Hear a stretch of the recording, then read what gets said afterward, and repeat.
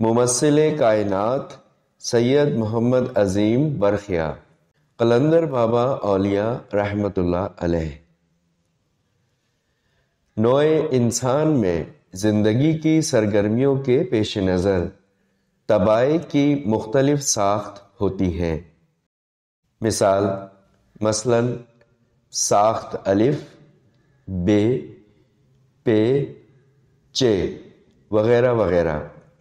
یہاں زیر بحث وہ ساخت ہے جو قدم قدم چلا کر عرفان کی منزل تک پہنچاتی ہے۔ مادی مثال۔ پہلے ہم ایک مادی مثال دیتے ہیں۔ وہ یہ ہے کہ اگر کوئی شخص مصور ہونا چاہے تو وہ تصویر کے خد و خال کو اپنی طبیعت میں رفتہ رفتہ جذب کرتا جاتا ہے۔ اس کے حافظے میں یہ بات محفوظ ہے کہ کانوں کی ساخت کے لیے پینسل کے ایک خاص وضع کے نشانات استعمال ہوں گے، آنکھوں کی ساخت کے لیے دوسری وضع کے، بالوں کی ساخت کے لیے تیسری وضع کے۔ مشق کرتے کرتے وہ انسانی جسم کے ہر عضو کی ساخت کو پینسل کے نقش کی صورت میں پوری طرح ظاہر کرنے پر قابو پا جاتا ہے۔ اب ہم اس کو مصور کہہ سکتے ہیں۔ یہ سب کچھ کس طرح ہوا؟ اس کے ذہن میں انسانی خد و خال کا عکس موجود تھا۔ جب اس عکس کو نقل کرنے کے لیے اس نے پینسل استعمال کرنا چاہی تو وہ عکس جو اس کے ذہن میں موجود تھا بار بار اس کی رہنمائی کرتا رہا۔ ساتھ ساتھ جس استاد نے اس کو مصوری کا فن سکھایا وہ یہ بتلاتا گیا کہ پینسل اس طرح استعمال کی جاتی ہے اور کسی عضو کے نقش کو ترتیب دینا اس طرح عمل میں آتا ہے۔ استاد کا کام صرف اس ہی قدر تھا، لیکن تصویر کا عکس استاد نے اس کے ذہن میں منتقل نہیں کیا، وہ اس کے باطن میں پہلے سے موجود تھا۔ دوسرے الفاظ میں ہم اس طرح کہہ سکتے ہیں کہ اس کی روح کے اندر نوع انسانی کے ہزار در ہزار خد و خال محفوظ تھے۔ جب اس نے ایک استاد کی رہنمائی میں ان خد و خال کو کاغذ پر نقش کرنا چاہا تو وہ تمام نقوش جو ذہن میں موجود تھے کاغذ پر منتقل ہو گئے۔ علی ھذا القیاس مادی فنون کی اس قسم کی ہزارہا مثالیں ہو سکتی ہیں جن سے ہم ایک ہی نتیجہ اخذ کرتے ہیں، اور وہ یہ ہے کہ انسان بالطبع مصور، کاتب، درزی، لوہار، بڑھئی، فلسفی، طبیب وغیرہ وغیرہ سب کچھ ہوتا ہے، مگر اسے کسی خاص فن میں ایک خاص قسم کی مشق کرنا پڑتی ہے۔ اس کے بعد اس کے مختلف نام رکھ لیے جاتے ہیں اور ہم اس طرح کہتے ہیں کہ فلاں شخص مصور ہو گیا، فلاں شخص فلسفی ہو گیا۔ فی الواقع وہ تمام صلاحیتیں اور نقوش اس کے ذہن میں موجود تھے، اس نے صرف ان کو بیدار کیا۔ استاد نے جتنا کام کیا وہ صرف صلاحیت کے بیدار کرنے میں ایک امداد ہے۔ اب ہم اصل مقصد کی طرف آتے ہیں۔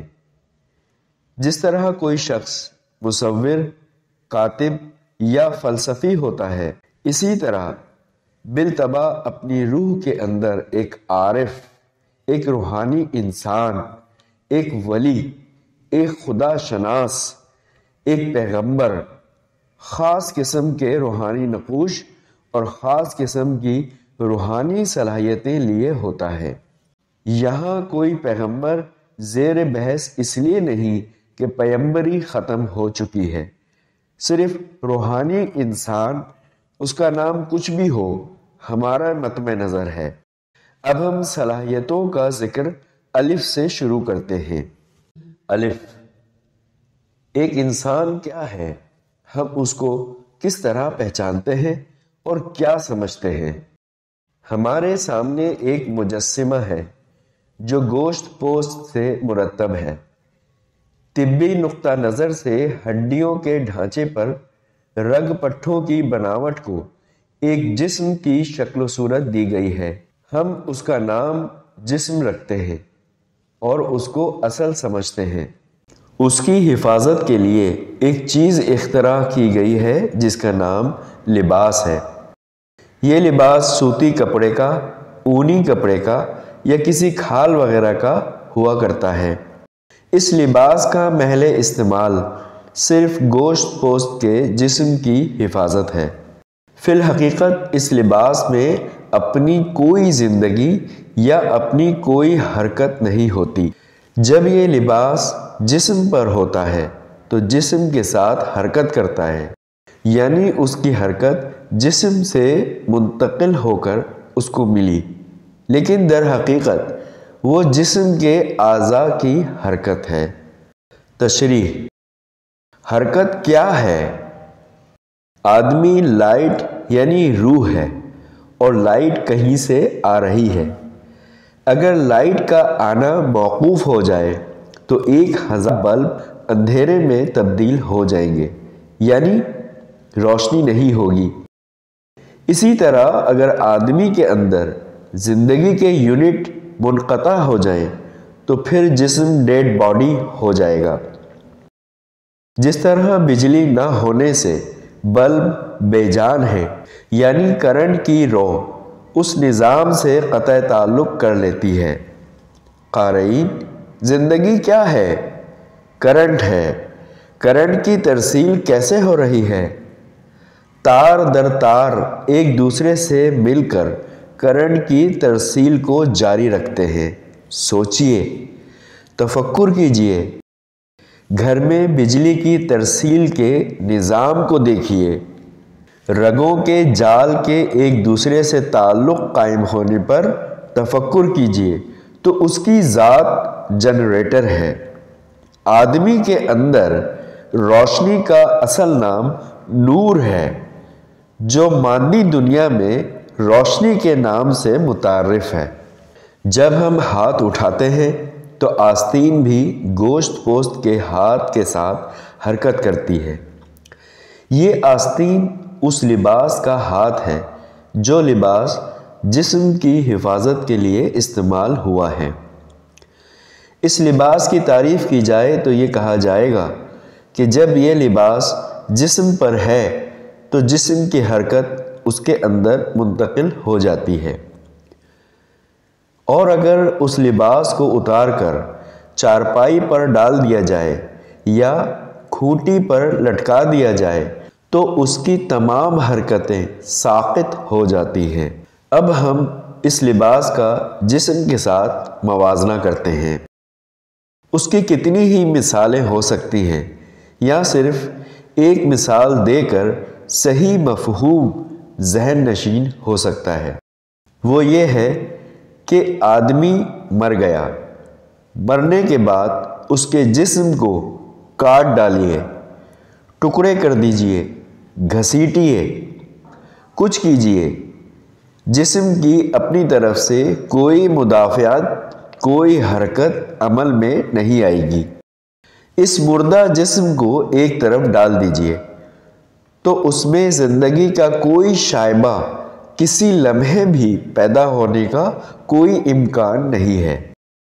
اس کو جس طرح ڈال دیا جائے گا پڑا رہے گا۔ اس کے معنی یہ ہوئے کہ مرنے کے بعد جسم کی حیثیت صرف لباس کی رہ جاتی ہے، اصل انسان اس میں موجود نہیں رہتا، وہ اس لباس کو چھوڑ کر کہیں چلا جاتا ہے۔ جب مشاہدات اور تجربات نے یہ فیصلہ کر دیا کہ گوشت پوست کا جسم لباس ہے، اصل انسان نہیں، تو یہ تلاش کرنا ضروری ہو گیا کہ اصل انسان کیا ہے اور کہاں چلا گیا۔ اگر یہ جسم اصل انسان ہوتا تو کسی نہ کسی نوعیت سے اس کے اندر زندگی کا کوئی شائبہ ضرور پایا جاتا، لیکن نوع انسانی کی مکمل تاریخ ایسی ایک مثال بھی پیش نہیں کر سکتی کہ کسی مردہ جسم نے کبھی کوئی حرکت کی ہو۔ اس صورت میں ہم اس انسان کا تجسس کرنے پر مجبور ہیں جو جسم کے اس لباس کو چھوڑ کر کہیں رخصت ہو جاتا ہے۔ اسی انسان کا نام انبیاء کرام کی زبان میں روح ہے، اور وہی انسان کا اصلی جسم ہے۔ نیز یہی جسم ان تمام صلاحیتوں کا مالک ہے جن کے مجموعے کو ہم زندگی سے تعبیر کرتے ہیں۔